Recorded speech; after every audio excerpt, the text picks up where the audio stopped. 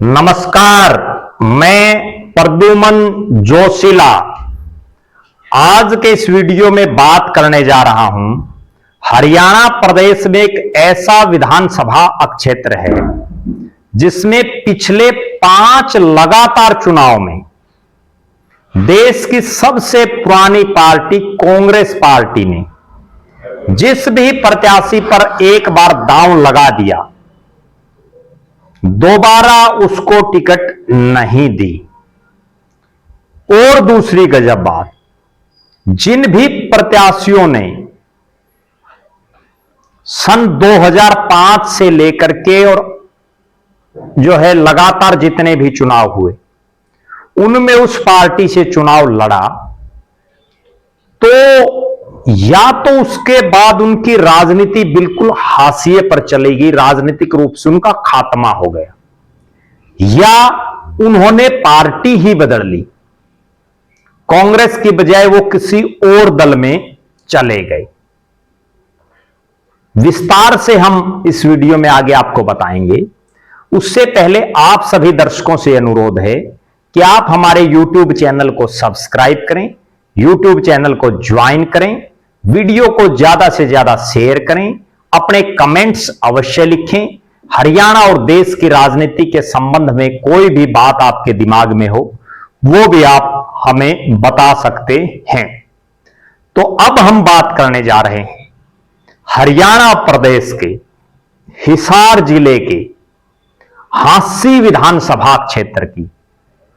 जी हां, इस हांसी विधानसभा क्षेत्र में पिछले कुछ एक दिन से कांग्रेस की टिकट पर जिन्होंने चुनाव लड़ा उनके बयान बड़े चर्चा में हैं, जिनकी टिकटें कट गई उनके बयान बड़े चर्चा में हैं।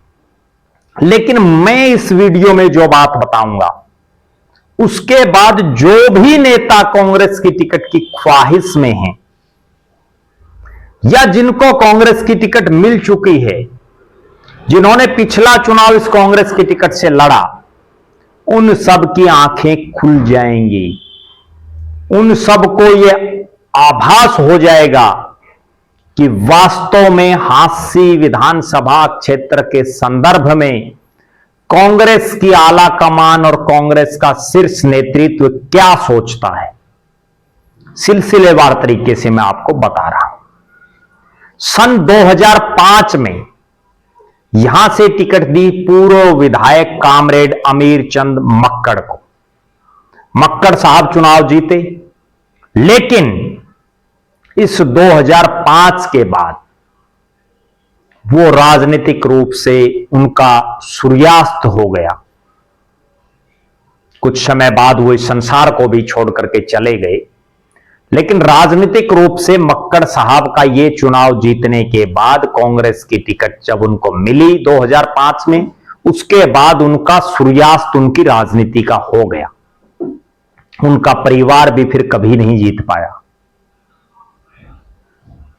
फिर मैं और इसके बाद जो एक बात मैंने शुरू में बोली थी कि जिसको भी यहां कांग्रेस की टिकट मिल रही है 2005 से, उनमें कई दल भी बदल रहे हैं।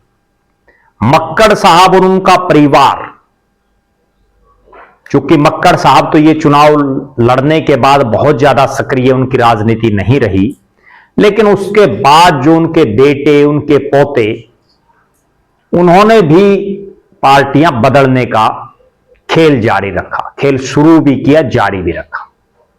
कभी हजका में, उसके बाद कभी जेजेपी में, कभी कांग्रेस में, तो इस तरह से वो सिस्टम उनका रहा।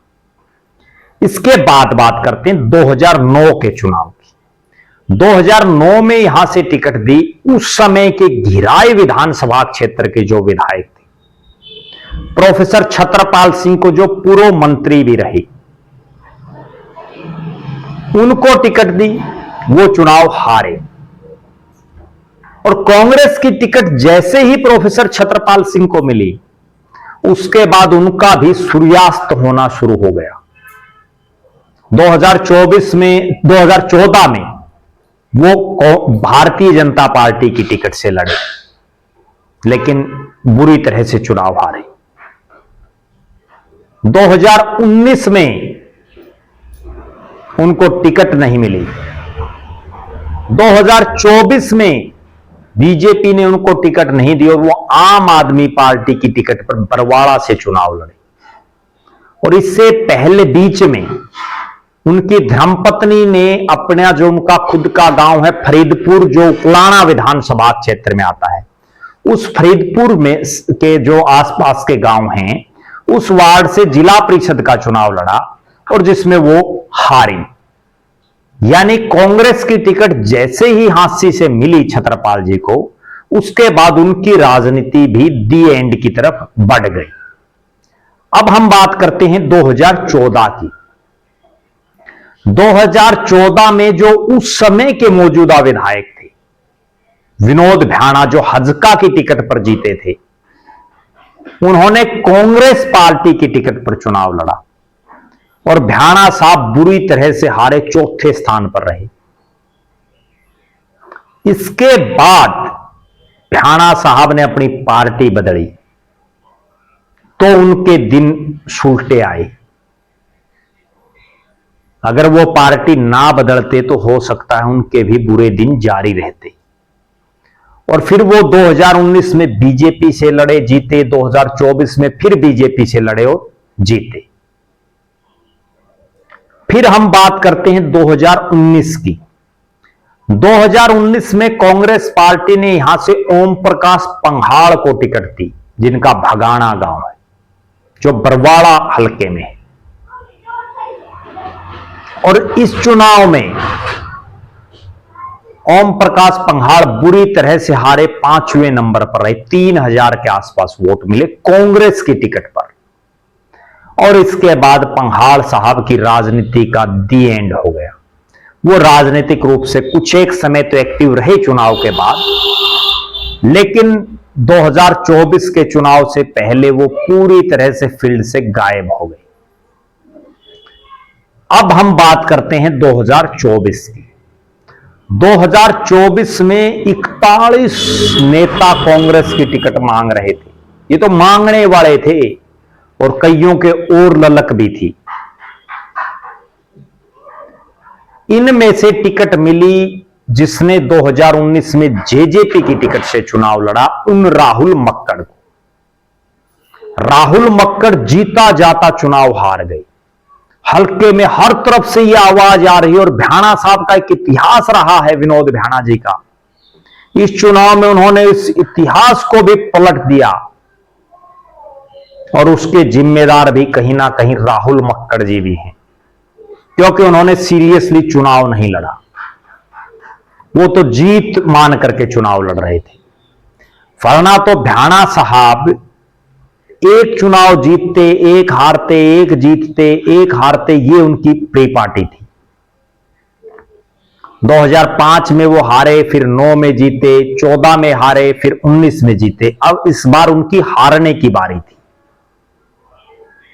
लेकिन विनोद भ्याणा ने चुनाव जीता और राहुल मक्कड़ चुनाव हार गए। अब जिस तरह का 2005 से लगातार जो यहां दौर चल रहा है, या तो नेता पार्टी बदल लेता है या उसकी राजनीति खत्म हो जाती है। अब वही चीज आकर के जो इतिहास गवाह है जिस चीज का, वो अब मक्कड़ साहब पर भी स्टिक बैठेगी या नहीं, वो तो 2029 बताएगा। लेकिन जिस तरह का पिछले लगभग 5-6-7 दिन से एपिसोड हादसी में चल रहा है, जिसमें बहुत से कांग्रेसी मीटिंग कर रहे हैं कि जिस तरह की भाषा का यूज राहुल मक्कड़ ने किया वो निंदनीय है, ऐसा वो कांग्रेस के नेता कह रहे हैं। यहां तक कि मेरे पास जो सूचना है कि राहुल मक्कड़ के इन बयानबाजी को लेकर के कांग्रेस के कई नेताओं ने चौधरी भूपेंद्र सिंह हुड्डा और दीपेंद्र सिंह हुड्डा से भी बात की है। अब देखना यह है कि जिस तरह का इतिहास रहा है यहां पिछले 5 चुनाव का, 2029 आते आते क्या राहुल मक्कड़ की राजनीति बिल्कुल खत्म हो जाएगी? बिल्कुल हाशिए पर चले जाएंगे वो, या राहुल मक्कड़ पार्टी भी बदलेंगे? क्योंकि इस चुनाव में भी ये चर्चा थी, चुनाव से पहले जब उनको कांग्रेस का टिकट नहीं मिला था, जब उन्होंने कांग्रेस ज्वाइन नहीं की थी, तब भी ये चर्चाएं बड़े स्तर पर थी कि राहुल मक्कड़ बीजेपी में भी जा सकते हैं। एक वीडियो हम इस चीज पर भी बनाएंगे कि जो राहुल मक्कड़ को छोड़ करके बाकी 40 नेता और टिकट मांग रहे थे, उनमें किसी में कोई दमखम है या वो वैसे ही अप्लाई कर रखा था उन्होंने टिकट के लिए? उन नेताओं में कितना दमखम है, उस पर एक अलग से वीडियो हम बनाएंगे, जिसमें सभी नेताओं की तहकीकात तह तक जाकर के हम आपको बताएंगे। और हम आपको यह भी बताएंगे कि आखिर इस हांसी विधानसभा क्षेत्र में कांग्रेस का कोई वोट बैंक है या नहीं, कांग्रेस का खुद का कोई वजूद है या नहीं। क्यों कांग्रेस पार्टी सन 2005 से लगातार यहां एक्सपेरिमेंट पर एक्सपेरिमेंट कर रही है? क्यों इस तरह के फैसले कांग्रेस हांसी में को लेकर के ले रही है?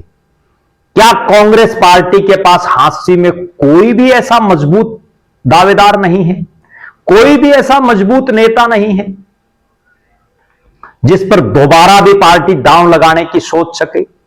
उस पर एक अगले वीडियो में हम आपसे रूबरू होंगे। आप लगातार हमारे साथ बने रहें, हमारे फेसबुक पेज को लाइक और फॉलो करें, यूट्यूब पर चैनल को सब्सक्राइब करें, यूट्यूब पर चैनल को ज्वाइन अवश्य करें, वीडियो को ज्यादा से ज्यादा शेयर करें, अपने बहुमूल्य कमेंट्स अवश्य लिखें। बहुत बहुत धन्यवाद। आपका अपना प्रद्युमन जोशीला।